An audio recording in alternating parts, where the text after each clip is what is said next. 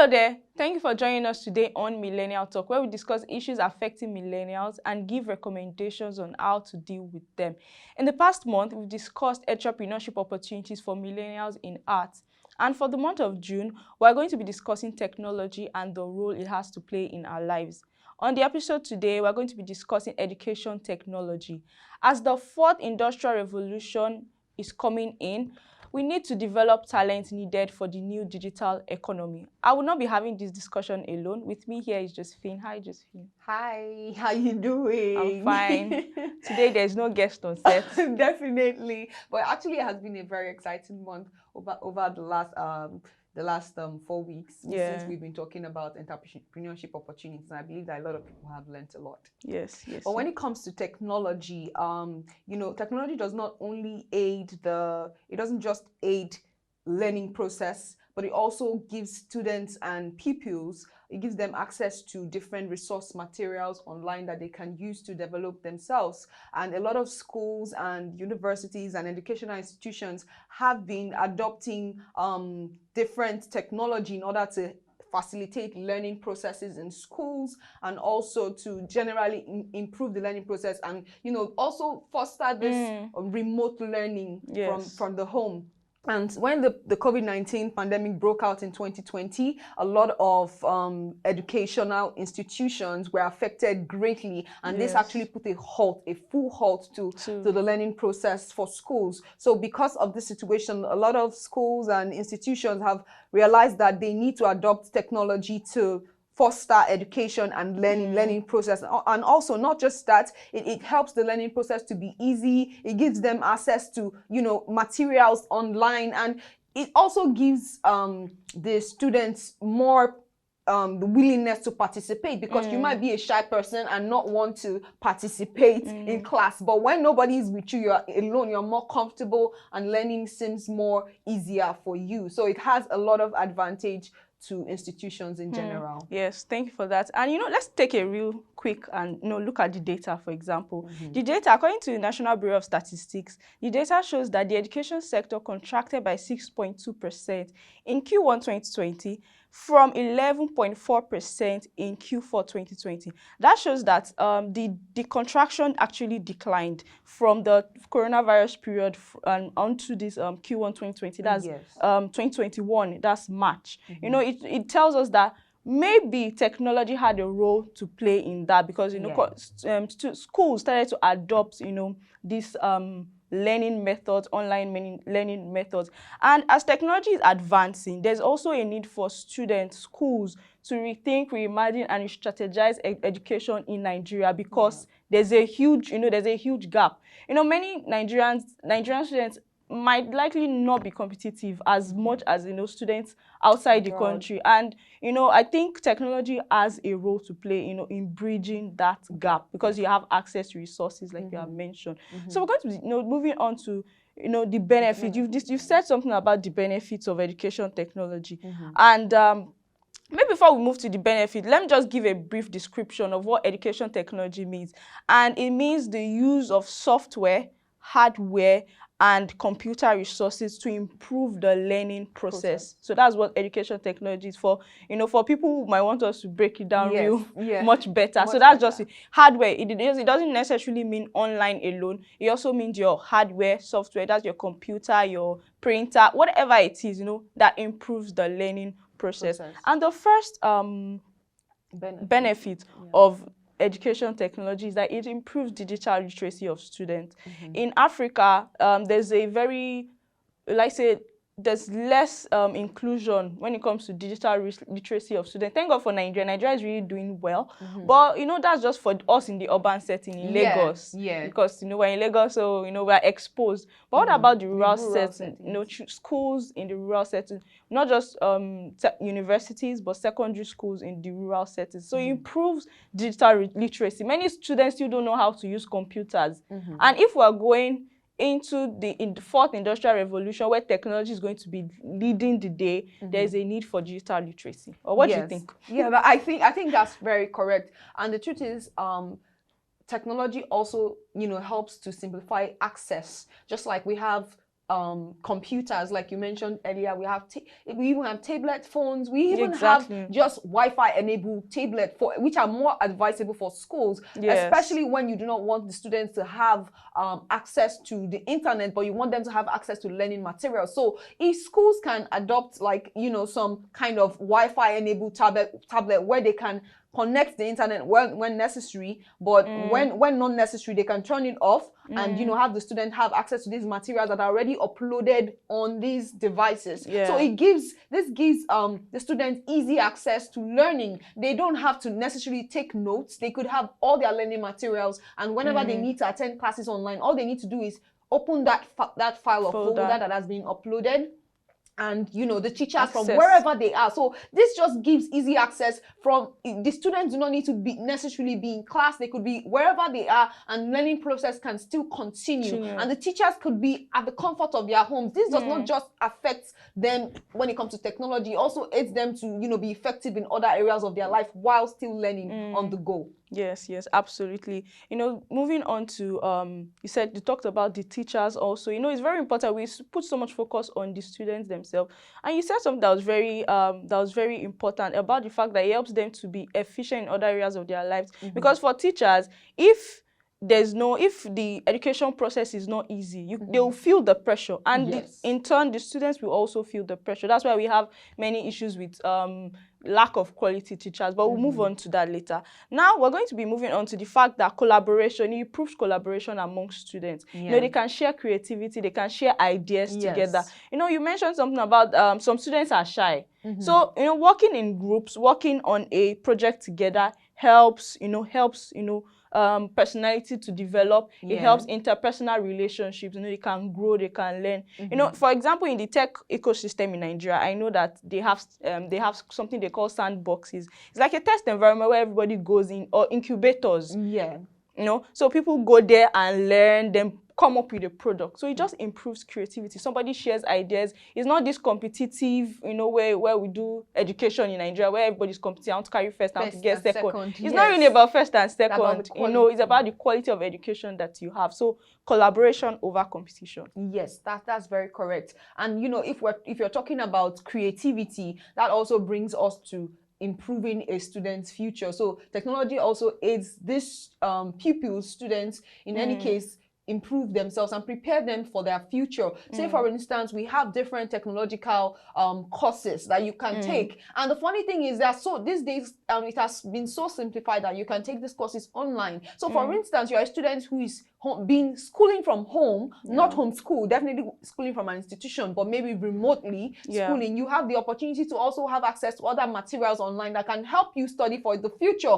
Or you can even take technology courses to help you enhance yourself in the future. Say, for instance, before you even graduate from the university, you have already gained some IT skills, technological IT skills, or you've learned some soft skills that can aid you. Like, for instance, if schools have been teaching PowerPoint from the days of our secondary school. Imagine if when I was in secondary school, I started learning PowerPoint. By now, I'll be a pro. So for instance, if I want to get a job after I'm graduated from school, I have skills. Right, doing my courses like my 4-year course and my project, I would not have problems with presentation. This also improves people's presentation skills, because by the time you teach them how to use PowerPoint, they have to know how to present, and that's already grooming them for the future. So yeah, these are ways where technology affects students and they help them to improve themselves ahead of the future. So when they have to apply for this job, these skills will no longer be, oh, how good are you at PowerPoint? At Excel. I'm a 5. I'm yes, a 4. yes. You will be a 10. So this is what yes. technology can do for us if we implement it in the schools for the students. Yeah, for the student, because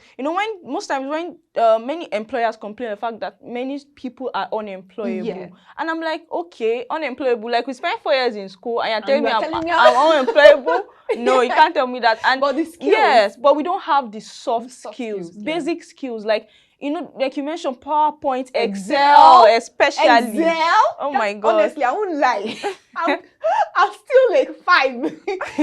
I sometimes I keep asking myself if I learned Excel apart from all the papers we were taught to do. I actually built myself from second. This has to be a course, a secondary school or a university course. For secondary school, not university. Because by the time I started learning, I realized there's so much math to it that I can't even grasp everything at the same time.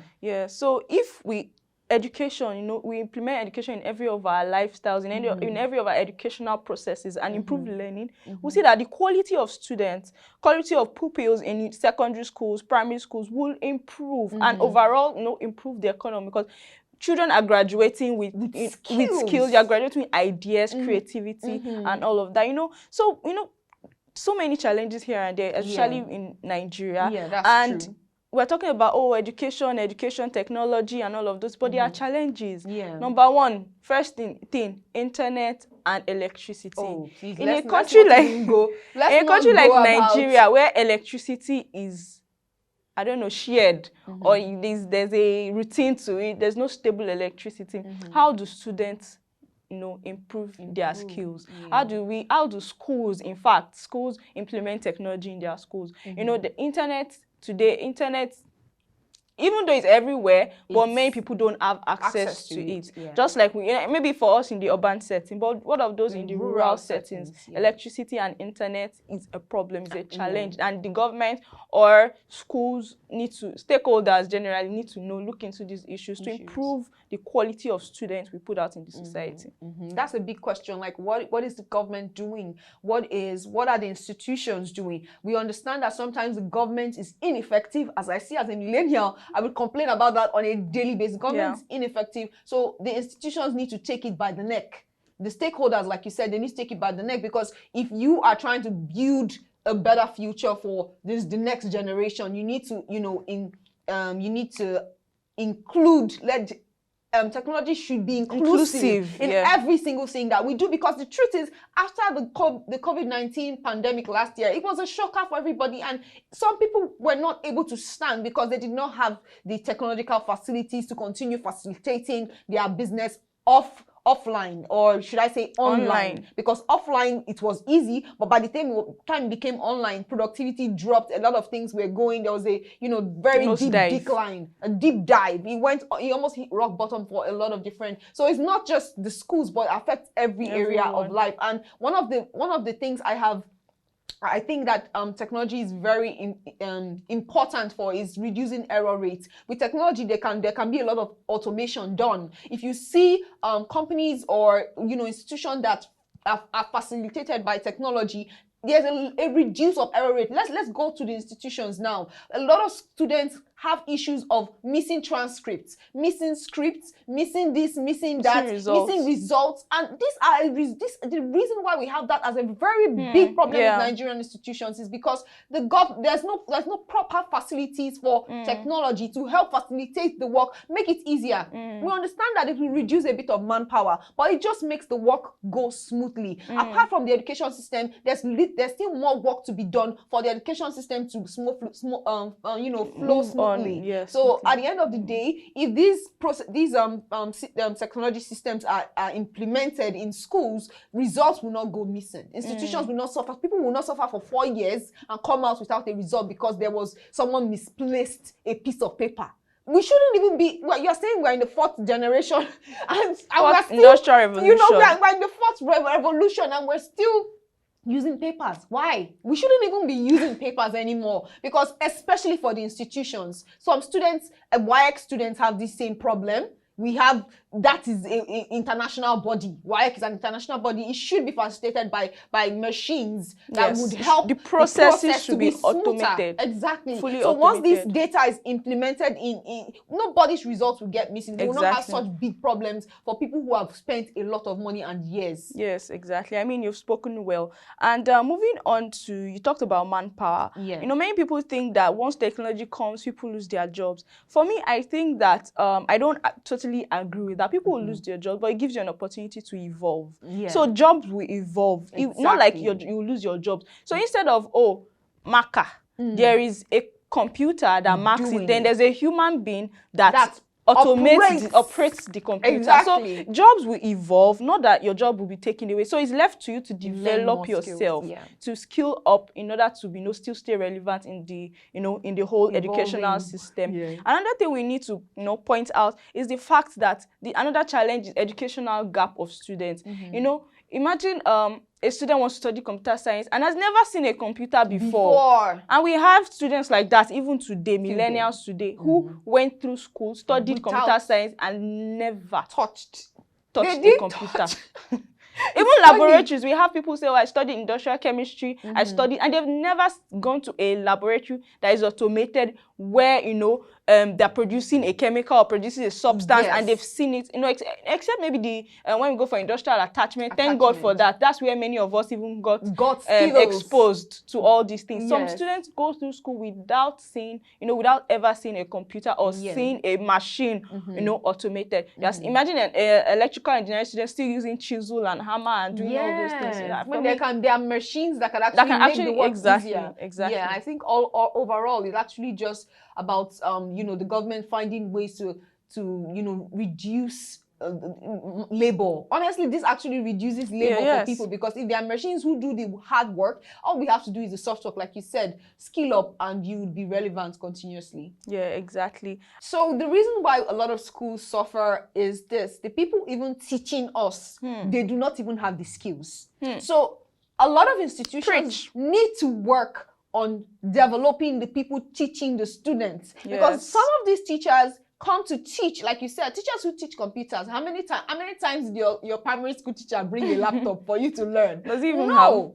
In fact, some of these schools did not even have computer labs, because one of the schools I attended growing up had a computer lab, but it was this old decade computer, that the one with the back, the big at the back, that very large one. That's the one they had. So I think institutions need to skill up. They need to train. It's more like you trying to have people teach other people. You've not also taught these people. These teachers need to learn the skills to improve themselves, to enable them also skill up the students, you know, technologically. So there needs to be some courses, you know, some technology courses for these teachers, so that they can skill up as well. They are teachers, so they should know more. They should know more than the students. You understand? Some students might have private tutors at home and might have even learned something that the teachers do not know. So the institution have a role to play in all of this by upscaling the teachers when it comes to knowledge of technology. Exactly. The challenge with majority of the teachers, I think, is also, you know, pricing and payments of all this of hardware, software when it comes to education, you know, educational materials. You know, some people look at the economy, like there's no money. Like the money, like people really have to work so hard to be able to afford feeding. They are now telling them, oh, they're telling them to go and buy a computer when they haven't even eaten. You know, so I think one major challenge is money, finances. You know, people need to get their finances in order to be able to access internet for their children. Teachers also need to invest. The school needs to invest. If you want, if you're truly, you know, committed to providing quality education, you have to invest in it. You can't just, you know, lay around there, still be doing 2 + 2 = 4, 2 × 2 = 6, and you know, and just, you know, not invest in it. You have to invest if you want the quality of, you know, students you are producing. If you want a high quality, a competitive quality at a global, you know, level. There is a need for us to invest and put money in purchasing hardware and software to ensure that the educational process, you know, is better, and you know, you can apply technology to everything. And I think on today's episode, that will be, you know, our focus for today's episode. And in the next episode, please stay with us. We're going to be discussing recommendations for the government, for the schools, and for the parents, you know, in order to, you know, involve technology, or you know, include technology in ensuring that their students, their wards, their pupils, you know, can be competitive at a global level, and to improve the educational, you know, their knowledge or their, you know, the whole educational process for them. And we'll also be sharing with you some materials and tools that you can use to learn on your own and improve yourself. Also, to learn more about finance and personal financing, you can visit our website at www.proshareng.com. Keep watching. Thank you.